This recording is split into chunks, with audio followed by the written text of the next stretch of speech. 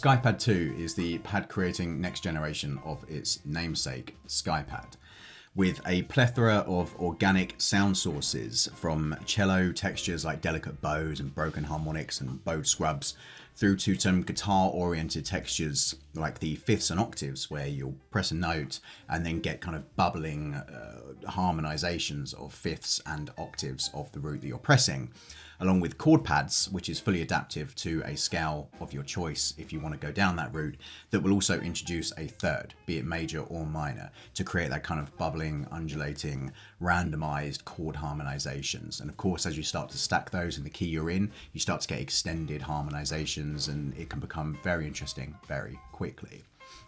Then we go through some ebows. We have a basic simple ebow sound, which is lovely just for creating simple underlying pad textures if you're scoring films or TVs or documentaries or just writing music for the sake of it. Those textures are really beautiful as just a kind of foundational starting point. Then we head through into the erratic ebows, where we start getting pressure applied to the string to the point where the string gets cut off abruptly and there's like a high-pitched squeak as the note stops, through to picking out more harmonics in your playing with the ebow to create just a more erratic and complex and random and probably chaotic sound. We then have some basic trem textures, a melody sound that allows you to play notes that really stand out and have a punchy, hard attack that gives you the opportunity to really highlight notes to create melodies whilst also living within the kind of realms of pad texture creation.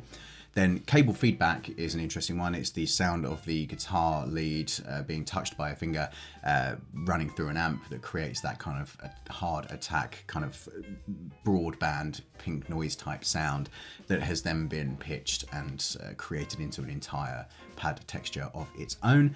Then legacy sounds here from the synth pad and the tremors, which is born through whistling, that has then been deeply processed and synthesized into something that's really quite an interesting and nuanced texture.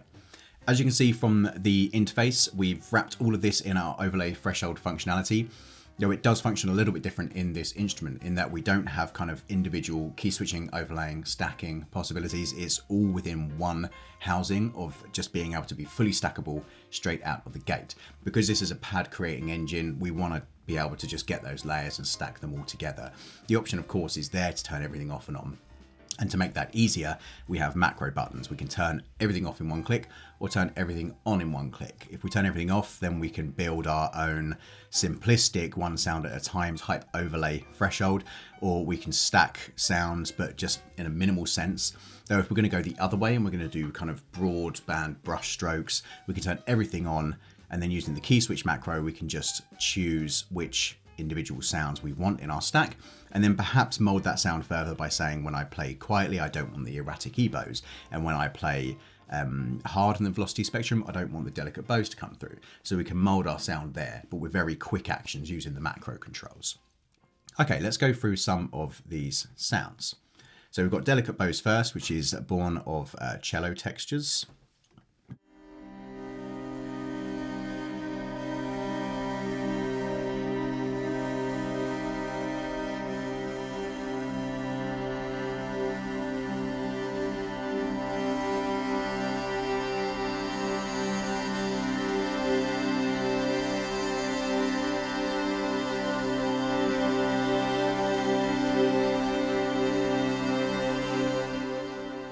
It's a really beautiful foundational sound to a pad that you can then introduce some more of the broken or complex sounds on top of that sound to create your rich and ever-evolving pad texture.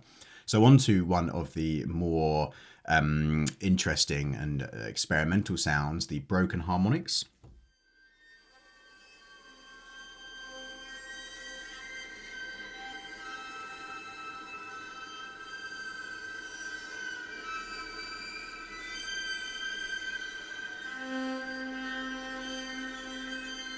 Such an interesting, ever-evolving texture. These samples are really long, so you get this kind of continual development of the sound.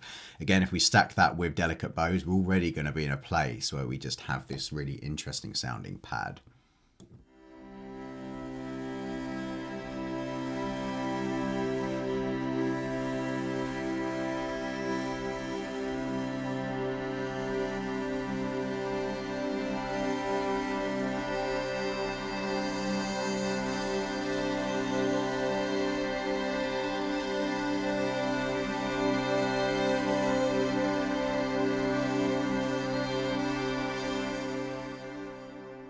And already there's some real intrigue there to the overall sound. So heading through to the bowed scrubs, this is also a cello based texture.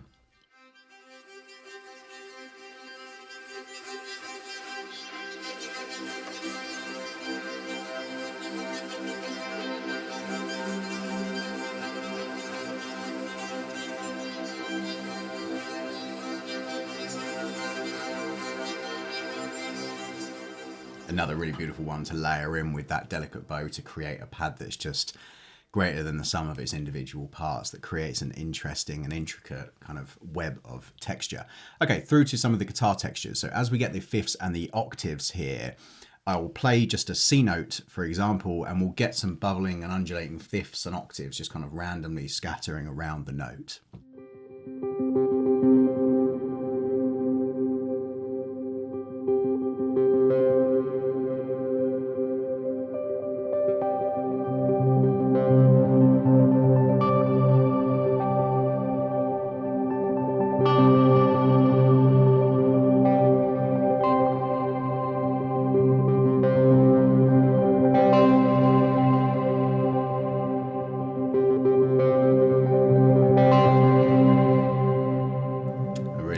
Texture just completely on its own, and again lay that with another sound and we've got a whole new sound world to explore. Possibilities are really quite deep in this library. Okay, onto the chord pads. It's the same thing as the fifths and octaves really, but we get the introduction of course of the third here, so major or minor third depending on the key preference you've chosen, or if you've just chosen to lock that to simply all major or all minor. I'll keep it in C major for now and I'll play some notes in the key of C.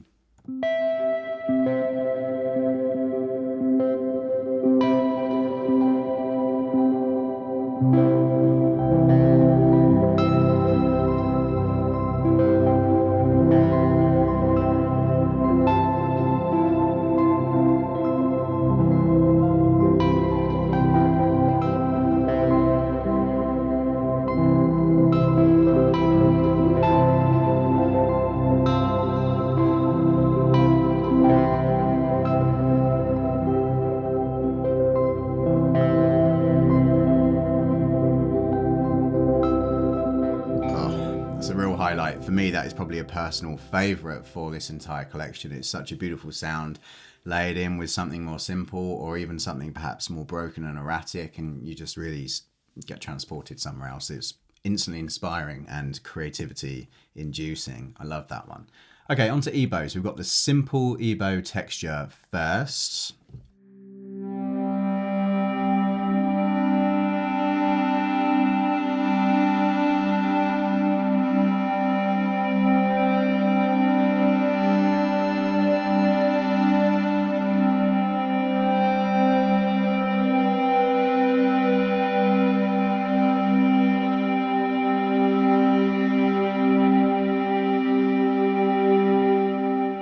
Beautiful. It's a really beautiful, warm sound that is also kind of metallic and robotic. It's an interesting one, the ebow. It kind of has this warmth, but it also has this kind of electronic synthy element to it. It's a great sound.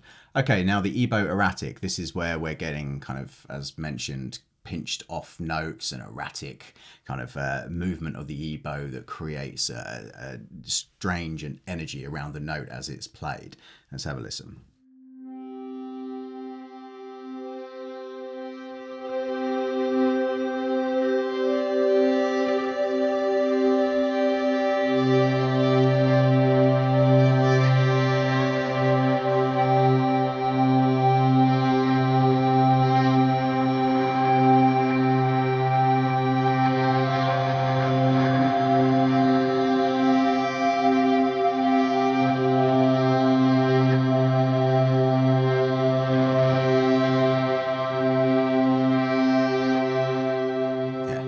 Beautiful texture. Okay, on to trems.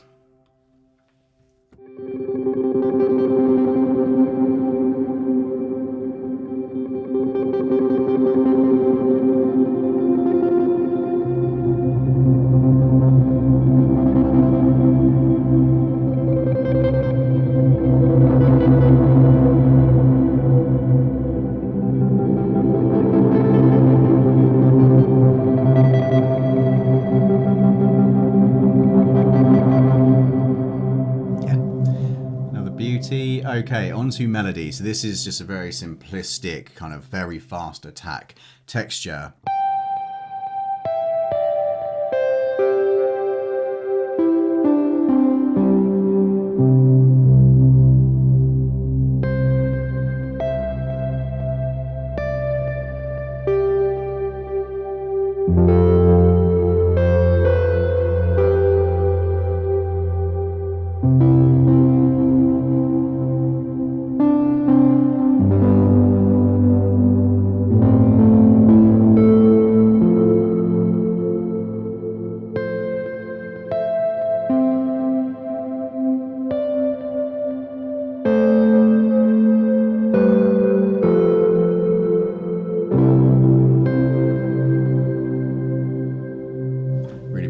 Dial that in with something that is kind of more pad based. Let's just choose a few different sounds here.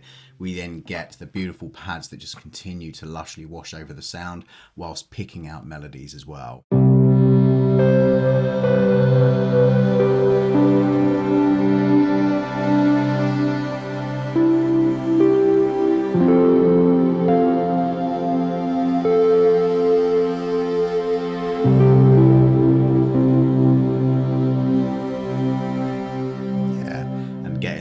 Chord textures in the mix as well just suddenly brings an entirely new round to the possibilities of this instrument.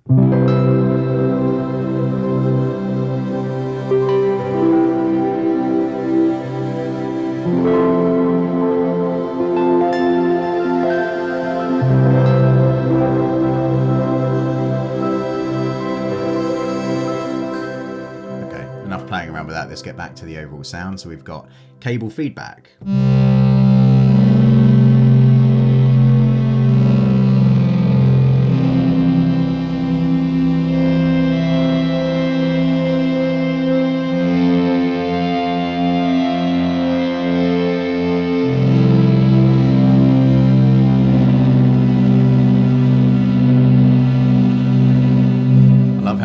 That sound is, and it sounds very synthesized, of course, but it is just that raw sound of feedback going through a cable into an amp.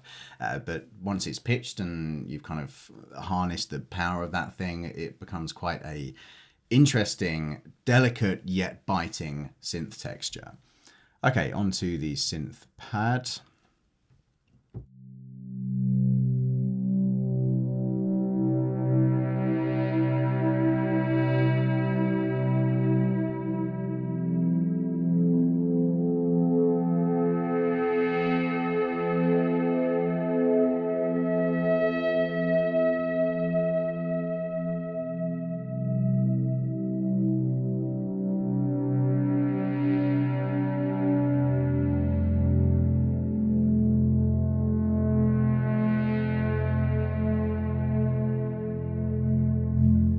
a very delicate, very lovely kind of undulating arc of a sound that kind of grows and shrinks naturally. Okay, on to tremors, which has its origins in whistling that is deeply, deeply manipulated after the fact.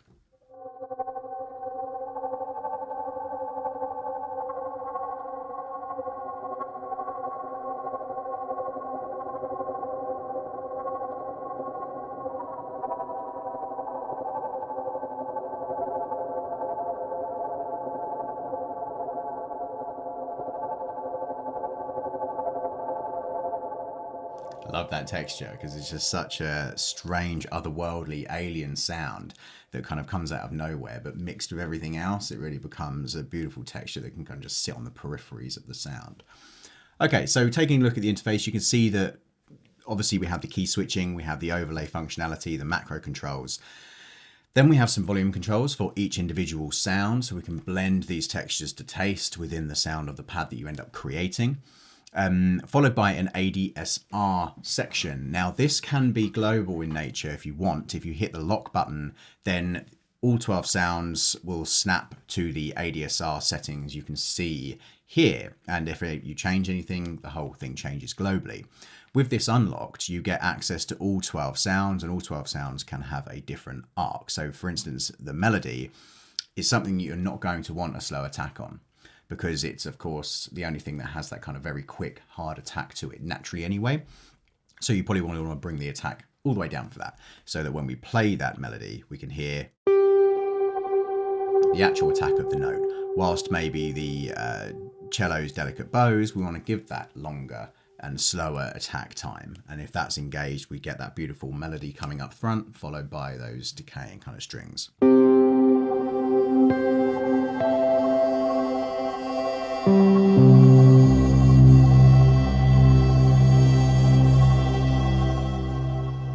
Very cool.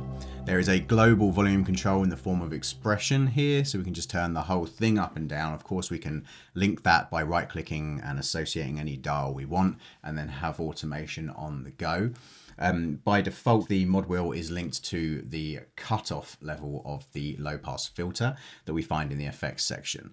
Let's head over to these pages. So there's 2 pages of effects because there are 4 effect slots. Up first, there's tape and lo-fi, chorus, and phaser. So tape's going to give you that kind of tape emulation sound. You can build in the gain, which is effectively tape saturation, and then the warmth of that with a high-pass filter roll-off and the global output for that effect. Then the lo-fi is a really interesting effect. If we get into the lo-fi, we can hear how that functions. Let's just get to basic dedicated bows sound.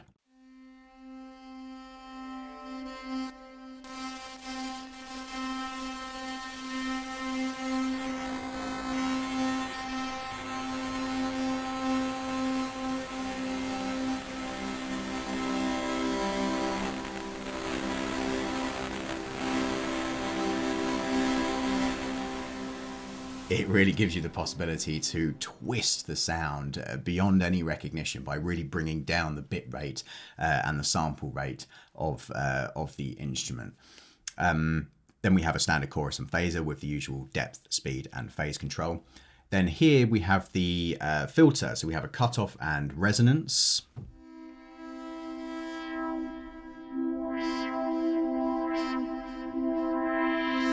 Which, as mentioned, is attached to the mod wheel.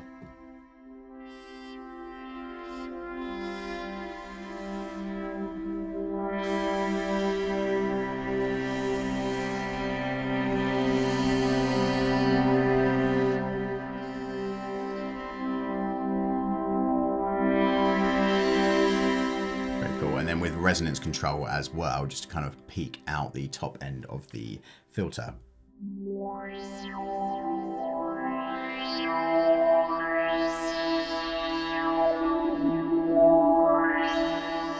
Very cool. Then on effects page 2, we have 2 delays and 2 reverbs. So we can really create some very complex kind of post-reverberant effects here with delays, maybe stacking a very slow delay on top of a very fast delay and having those two things intertwining with one another. Really great for creating ethereal and interesting pad textures, especially when panned hard around. Using the pan controls, we can really get some sporadic delay effects. Then we have reverbs. One is just a standard digital reverb, and the other is our standard convolution reverbs with a series of convolutions on offer. Up next is the LFOs. So we have two LFOs here. They're both really quite powerful because they have sine, tri, saw, random, and square with a pulse width for the square. And you can choose any of those sounds for both LFOs. Then we have the frequency of the LFO itself, as well as a fade in, so how fast or how slow the LFO starts to take effect over the overall sound. And then a series of destinations. So we have cutoff, resonance, volume, pan, pitch, and then LFO1 can also control LFO2 in real time. So if we go to our LFO1, and let's just pick a fairly large opening sound.